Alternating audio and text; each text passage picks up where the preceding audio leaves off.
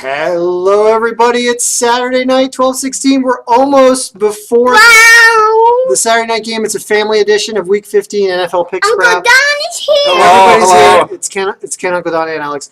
So we didn't get a video up. It's been a busy week. The file did have Denver over Indianapolis, but the file's also got that's San Francisco 49ers right there. The file also has Chicago over Detroit and New England portraits. The portraits, that's right. They're picture perfect this year sometimes.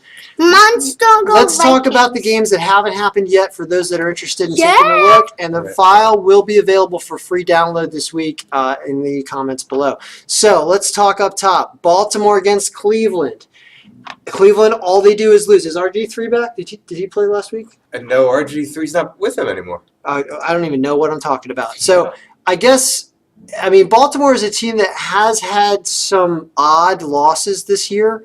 If we kind of look back at the whole season here, by the way, we're only at 65% overall right now for the year over here. So things have not been great. Last week was not good. It was 9-7.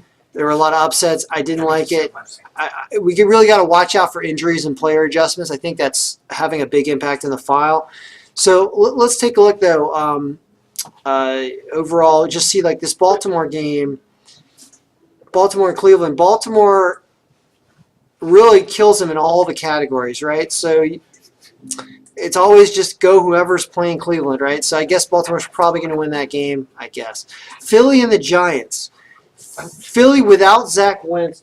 You can still talk. All right. Okay. You like Philly, right? Wentz is hurt. I think the Ravens are going to beat the Browns. Of course. The Browns will still be not winning. We'll be 0-14 or 15 or whatever. The Eagles are probably going to beat the Giants. Yeah. I see no reason why that shouldn't happen. Even without the quarterback. Even without Wentz, Foles, because they did come back and win last week. Jacksonville has notoriously been a tough team for me to predict up against Houston. I haven't seen what's been going on with Houston lately. Anything? Let's take a look at that game. Houston points per game, defensive. Boy, Houston's defense looks to be a mess. So Jacksonville's probably going to win that game at home. This is looking like an easier week so far. Minnesota over Cincinnati. I like that. The Saints and the Jets. That's the year you did. I guess. Keep an eye out. 57. There's a lot of strong favorites. For a week like this, these numbers are pretty high. So some lopsided games. If you're thinking about, you're doing your survivor pool, I certainly like almost everything up here. I don't know about the Saints, not as much because the Jets can pull an upset now and then. Falcons over the Bucks, probably too. Carolina over Green Bay, still no Rodgers, right? I think. So that's probably reasonable. This Charger and Chief game happening in the next hour, I believe. I actually agree with this. I had not looked at the file before I looked and saw the matchup tonight that prompted this video. And I do think the Chargers can beat the Chiefs, but the Chiefs are also a good team. So I'm thinking maybe an under in this game. But I don't know what's been happening with the Chiefs lately. They really haven't been as strong as they used to be. Broncos knocked off Indianapolis because Indianapolis is just not. They're not a professional football team at this point.